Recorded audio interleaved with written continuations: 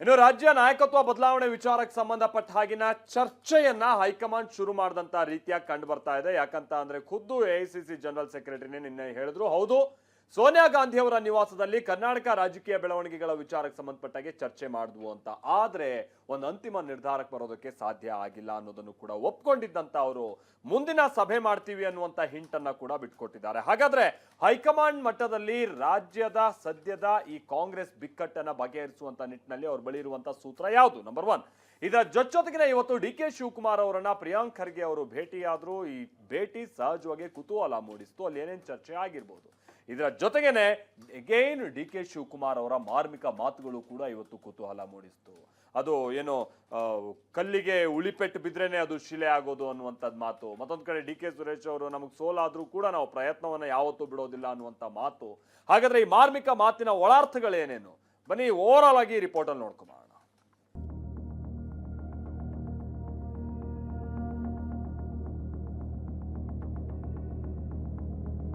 We discussed Karnataka also, but so far nothing. There will be another discussion about Karnataka. ಉಳಿ ಪೆಟ್ಟು ಬಿಡದೆ ಯಾವ ಕಲ್ಲು ಕೂಡ ಶಿಲೆ ಆಗಲಿಕ್ಕೆ ಸಾಧ್ಯ ಇಲ್ಲ. ಪ್ರಯತ್ನ ಮಾಡ್ತಾ ಇದ್ದೀವಿ, ಗೆಲುವು ಸಿಕ್ಕೇ ಸಿಗ್ತದೆ. ಹೈಕಮಾಂಡ್ 2028 ಮತ್ತು 2029 ಲೋಕಸಭಾ ಚುನಾವಣೆ ಇದೆರಡನ್ನು ದೃಷ್ಟಿಯಲ್ಲಿಟ್ಕೊಂಡು ಬಹಳ ಗಂಭೀರವಾಗಿ ಆಲೋಚನೆ ಮಾಡ್ತಾ ಇದೆ. ಇವತ್ತಿನ ಪ್ರಿಯಾಂಕ್ ಖರ್ಗೆ ಅವರ ಭೇಟಿ ಕೂಡ ಅದರ ಒಂದು ಭಾಗ ಅಂದ್ರೆ ತಪ್ಪಾಗಲ್ಲ. ಕಾಂಗ್ರೆಸ್ ಹೈಕಮಾಂಡ್ ಕಮಾಂಡ್ ಇಲ್ಲದ ಹೈ ಆಗ್ಯದ. There is no command at all. Command high command ನಮ್ಮ ಕಮಾಂಡ್ ಕುದುರೆ ಇಲ್ಲ, ಅವ್ರದ್ದೇನಿದೆ ಅಂತ. ನಾಯಕತ್ವ ಬದಲಾವಣೆಯ ಚರ್ಚೆ ದಿನಕ್ಕೊಂದು ಮಗ್ಗಲಿಗೆ ತಿರುಗುತ್ತಿದೆ. ಸಿಎಂ ಬದಲಾವಣೆ ವಿಚಾರವಾಗಿ ರಾಜ್ಯ ಕಾಂಗ್ರೆಸ್ನಲ್ಲಿ ಕೋಲಾಹಲವೇ ಎದ್ದಿತ್ತು. ಶಾಸಕರು ಸಚಿವರು ಜಿದ್ದಿಗೆ ಬಿದ್ದವರಂತೆ ತಮ್ಮ ನಾಯಕರ ಪರ ಬ್ಯಾಟ್ ಬೀಸಿದ್ರು. ಬೆಂಬಲಿಗರು ಬಿಡಿ, ಖುದ್ದು ಸಿಎಂ ಹಾಗೂ ಡಿಸಿಎಂ ನಡುವೆ ಟ್ವೀಟ್ ಅಸ್ತ್ರದ ಪ್ರಯೋಗವೂ ನಡೆದಿತ್ತು. ಗೊಂದಲದ ತೀವ್ರತೆ ಅರಿತ ಹೈಕಮಾಂಡ್ ಇಬ್ಬರು ನಾಯಕರಿಗೆ ಫರ್ಮಾನು ಹೊರಡಿಸಿತ್ತು. ಒಟ್ಟಿಗೆ ಕುಳಿತು ತಿಂಡಿ ಮಾಡಿ ಬಳಿಕ ಜೊತೆಗಿದ್ದೇವೆ ಎಂಬ ಸಂದೇಶ ಕೊಡಿ ಎಂದಿತ್ತು. ಈ ಮಾತಿಗೆ ಅನುಗುಣವಾಗಿ ಸಿಎಂ ಡಿಸಿಎಂ ಜೋಡೆತ್ತಿನಂತೆ ಗೊಂದಲಕ್ಕೆ ಕೊಂಚ ಗೆರೆ ಎಳೆದಿದ್ರು. ಇದರ ಜೊತೆಗೆ ವರಿಷ್ಠರ ತೀರ್ಮಾನವೇ ಅಂತಿಮ ಅನ್ನೋ ಮೂಲಕ ದೆಹಲಿಗೆ ಚೆಂಡು ಎಸೆದಿದ್ರು. ಈಗ ವರಿಷ್ಠರು ಈ ಬಗ್ಗೆ ಚರ್ಚೆ ಕೈಗೆತ್ತಿಕೊಂಡಿದ್ದಾರೆ.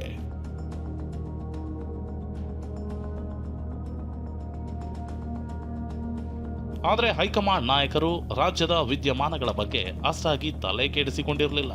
ಆದ್ರೀಗ ಬೆಳಗಾವಿ ಚಳಿಗಾಲದ ಅಧಿವೇಶನಕ್ಕೆ 36 ಗಂಟೆ ಇದೆ ಎಂದಾಗಲೇ ದಿಲ್ಲಿಯಲ್ಲಿ ಗುಪ್ತ ಸಭೆ ನಡೆಸಿದ್ದಾರೆ.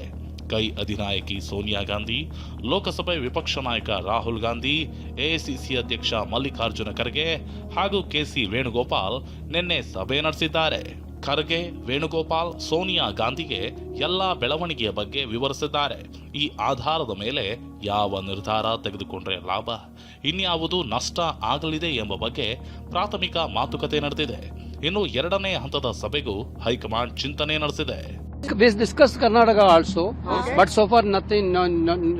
There will be another discussion about Karnataka. No. There is that's what I'm telling. Karnataka we discussed today, but nothing came out from that. We will discuss again. ಆದರೆ ನಿನ್ನೆಯ ಸಭೆಯಲ್ಲಿ ಯಾವುದೇ ಸ್ಪಷ್ಟ ನಿರ್ಧಾರಕ್ಕೆ ಬರಲು ಸಾಧ್ಯವಾಗಿಲ್ಲ. ವರಿಷ್ಠರು ಭವಿಷ್ಯದ ಎಚ್ಚರಿಕೆಯೊಂದಿಗೆ ಹೆಜ್ಜೆ ಇಡ್ತಿದ್ದಾರೆ. ಸಿದ್ದರಾಮಯ್ಯರನ್ನ ಬಿಟ್ರೆ ಹೇಗೆ, ಟೀಕೆಗೆ ಅವಕಾಶ ಕೊಟ್ರೆ ಇನ್ ಹೇಗೆ ಅನ್ನೋ ರಾಜಕೀಯ ಲೆಕ್ಕಾಚಾರ ಹಾಕ್ತಿದ್ದಾರೆ. ಆದ್ರೆ ಒಂದಂತೂ ಸತ್ಯ, ಸಿದ್ದರಾಮಯ್ಯ ಮುಂದುವರಿಯುತ್ತಾರಾ ಅಥವಾ ಇನ್ಯಾರಿಗಾದ್ರೂ ಅವಕಾಶ ಸಿಗುತ್ತಾ ಅನ್ನುವ ನಿರ್ಧಾರವನ್ನಂತೂ ಹೈಕಮಾಂಡ್ ಘೋಷಣೆ ಮಾಡಲೇಬೇಕಾದ ಸ್ಥಿತಿ ಬಂದಿದೆ. ಹೈಕಮಾಂಡ್ 2028 ಮತ್ತು 2029 ಲೋಕಸಭಾ ಚುನಾವಣೆ ಇದೆರಡನ್ನು ದೃಷ್ಟಿಯಲ್ಲಿಟ್ಕೊಂಡು ಬಹಳ ಗಂಭೀರವಾಗಿ ಆಲೋಚನೆ ಮಾಡ್ತಾ ಇದೆ. ಹಾಗಂತ ಸಿದ್ದರಾಮಯ್ಯನವ್ರನ್ನ ತಕ್ಷಣಕ್ಕೆ ಕೈ ಬಿಡಬೇಕಾ, ಈ ಬಗ್ಗೆಯೂ ಕೂಡ ಒಂದು ಸ್ಪಷ್ಟ ನಿರ್ಧಾರ ಕಾಂಗ್ರೆಸ್ನ ಮಟ್ಟದಲ್ಲಿ ಆಗಿಲ್ಲ. ಯಾಕೆಂದ್ರೆ ಸಿದ್ದರಾಮಯ್ಯನವ್ರನ್ನ ನಾಯಕತ್ವದಿಂದ ಬದಲಾಯಿಸಿ ಅವ್ರನ್ನ ಸುಮ್ಮನೆ ಕೂರಿಸೋದ್ರಿಂದ ಆಗುವಂತ ಡ್ಯಾಮೇಜ್ ಅನ್ನ ತಡೆದುಕೊಳ್ಳುವಷ್ಟು ಶಕ್ತಿ ಇವತ್ತಿನ ಪರಿಸ್ಥಿತಿಯಲ್ಲಿ ಕಾಂಗ್ರೆಸ್ಗೆ ಇದೆಯಾ ಅನ್ನುವಂಥದ್ದು ಕೂಡ ಅಷ್ಟೇ ಪ್ರಶ್ನೆ ಆಗುತ್ತೆ. ಅದನ್ನ ಸಂಪೂರ್ಣವಾದ ಜವಾಬ್ದಾರಿಯನ್ನ ಡಿ.ಕೆ. ಶಿವಕುಮಾರ್ ಅವರ ಹೆಗಲಿಗೆ ಹೊರಿಸಿದ್ರೆ ಅದನ್ನ ನಾವು ಮತವನ್ನಾಗಿ ಪರಿವರ್ತಿಸುವಂತಷ್ಟು ಶಕ್ತಿ ಕಾಂಗ್ರೆಸ್ಗೆ ಬರುತ್ತಾ, ಈ ಬಗ್ಗೆಯೂ ಕೂಡ ಒಂದಷ್ಟು ಚರ್ಚೆ ನಡಿಬೇಕಾಗಿದೆ. ಇದೇ ಕಾರಣಕ್ಕೋಸ್ಕರ ಸೋನಿಯಾ ಗಾಂಧಿ ಅವರ ಮುಂದೆಯೇ ನಿನ್ನೆ ಮೊಟ್ಟಮೊದಲ ಬಾರಿಗೆ ವಿಷಯ ಪ್ರಸ್ತಾಪ ಆಗಿದೆ. ಈ ನಡುವೆ ಡಿ.ಕೆ. ಬ್ರದರ್ಸ್ ಮಾರ್ಮಿಕ ಮಾತುಗಳು ಮುಂದುವರೆದಿವೆ. ಉಳಿ ಪೆಟ್ಟು ಬಿಡದೆ ಯಾವ ಕಲ್ಲು ಕೂಡ ಶಿಲೆ ಆಗಲಿಕ್ಕೆ ಸಾಧ್ಯ ಇಲ್ಲ. ಉಡಿ ಪೆಟ್ಟು ಬೆಳೆದೆ ಯಾವ ಕಲ್ಲು ಕೂಡ ಶಿಲೆ ಆಗಲಿಕ್ಕೆ ಸಾಧ್ಯ ಇಲ್ಲ. ಪ್ರಯತ್ನ ಮಾಡ್ತಾ ಇದ್ದೀವಿ. ಗೆಲುವು ಸಿಗ್ತದೆ. ಗೆಲ್ಲೇಬೇಕು, ಒಬ್ರು ಸೋಲೇಬೇಕು. ಎಲ್ಲಾ ಚಟುವಟಿಕೆಗಳಲ್ಲೂ ಗೆಲುವು ಸೋಲು, ರಾಜಕೀಯದಲ್ಲೂ ಕೂಡ ಸೋಲು ಗೆಲುವು. ಸೊ ಹಾಗಾಗಿ ಗೆದ್ದಿದ್ವಿ ಅಂತ ಹೇಳಿ ಮೇಲೋಗಕ್ಕಾಗೋದಿಲ್ಲ, ಸೋತಿದ್ವಿ ಅಂತ ಹೇಳಿ ಪ್ರಯತ್ನ ಬಿಡ್ಲಿಕ್ಕಾಗಲ್ಲ.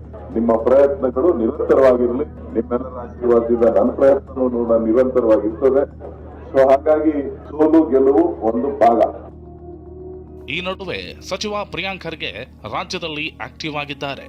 Back to back DCM DK Shivakumar ಅವರನ್ನ ಭೇಟಿಯಾಗ್ತಿದ್ದಾರೆ. ಇವತ್ತು ಕೂಡ ಸದಾಶಿವನಗರದಲ್ಲಿರೋ ನಿವಾಸಕ್ಕೆ ಬಂದು ಮಾತುಕತೆ ನಡೆಸಿದ್ದಾರೆ. ಹೀಗಾಗಿ ಎಐಸಿಸಿ ಅಧ್ಯಕ್ಷರ ಪುತ್ರ ಸಚಿವ ಪ್ರಿಯಾಂಕ್ ಭೇಟಿ ಸಾಕಷ್ಟು ಕುತೂಹಲ ಮೂಡಿಸಿದೆ. ಕಾಂಗ್ರೆಸ್ನ ಒಟ್ಟಾರೆ ಬೆಳವಣಿಗೆಗಳ ಬಗ್ಗೆ ಕೇಂದ್ರ ಸಚಿವ ಪ್ರಹ್ಲಾದ್ ಜೋಶಿ ವ್ಯಂಗ್ಯವಾಡಿದ್ದಾರೆ. ಕಾಂಗ್ರೆಸ್ ಹೈಕಮಾಂಡ್ ಕಮಾಂಡ್ ಇಲ್ಲದ ಹೈ ಆಗಿದೆ ಅಂತ ಕಾಲೆಳೆದಿದ್ದಾರೆ. ಇದಕ್ಕೆ ಸಂತೋಷ್ ಲಾಡ್ ತಿರುಗೇಟು ಕೊಟ್ಟಿದ್ದಾರೆ. ಇದು ಫುಲ್ ಸ್ಟಾಪ್ ಹಾಕಿದ್ವಿ ಅಂತ ಹೇಳುವಂತ ಸ್ಥಿತಿಯೊಳಗೆ ಅವರಿಲ್ಲ. ಯಾಕಂದ್ರೆ ಕಾಂಗ್ರೆಸ್ ಹೈಕಮಾಂಡ್ ಏನಿದೆಲ್ಲ, ಕಾಂಗ್ರೆಸ್ ಹೈಕಮಾಂಡು ಕಮಾಂಡ್ ಇಲ್ಲದ ಹೈ ಆಗ್ಯದ. There is no command at all. Command high command ನಮ್ಮ ಕಮಾಂಡ್ ಕುದುರೆ ಇಲ್ಲ, ಅವ್ರದ್ದೇನಿದೆ ಅಂತ, ಅವ್ರದ್ದೇನು ಕಮಾಂಡ್ ಇದೆ ಅಂತ. PM ಆಫೀಸ್ನಾಗ ಇರ್ತಕ್ಕಂಥ ಸೆಕ್ರೆಟರಿಗಳು ಮಾಧವ್ ಆ್ಯಪ್ನಾಗ 50,000 ಕೋಟಿ ವ್ಯವಸ್ಥೆಯಲ್ಲಿ ಸಿಕ್ಕೊಂಡಿದ್ದಾರೆ. ಇವತ್ತು $91 ಹೋಗಿದೆ. ಮಾತನಾಡ್ತಿದ್ದಾರೆ ಇದ್ರ ಬಗ್ಗೆ. 1 ತೊಲೆ ಬಂಗಾರ 1,30,30,000 ಹೋಗಿದೆ. ಇದ್ರ ಬಗ್ಗೆ ಮಾತನಾಡ್ತಾರೆ. ಫಸ್ಟ್ ಇದ್ರ ಬಗ್ಗೆ ಮಾತಾಡಿ ಕೇಳಿ. ಬರೋದು ಕಾಂಗ್ರೆಸ್ ಬಗ್ಗೆ ಮಾತನಾಡಿದ್ರೆ ಇಲ್ಲಿವರೆಗೆ ಮಾತನಾಡ್ತಾರೆ. ಕಾಂಗ್ರೆಸ್ ಬಗ್ಗೆ ಅಧಿಕಾರದಲ್ಲಿ ಅವರಿದ್ದಾರೆ ತಾನೆ. ಸಿಎಂ ಕುರ್ಚಿ ಗೊಂದಲದ ನಡುವೆ ಕಾಂಗ್ರೆಸ್ ನಾಯಕರು ದೆಹಲಿಯಲ್ಲಿ ಶಕ್ತಿ ಪ್ರದರ್ಶನಕ್ಕೆ ಸಜ್ಜಾಗಿದ್ದಾರೆ. ಎಐಸಿಸಿಯ ವೋಟ್ ಚೋರಿ ಅಭಿಯಾನದಲ್ಲಿ ಸಾಮರ್ಥ್ಯ ಪ್ರದರ್ಶನ ಮಾಡಲಿದ್ದಾರೆ. ಪ್ರಸನ್ನ ಗಾಂವ್ಕರ್ ಜೊತೆ ಪ್ರಮೋದ್, TV9 ಬೆಂಗಳೂರು.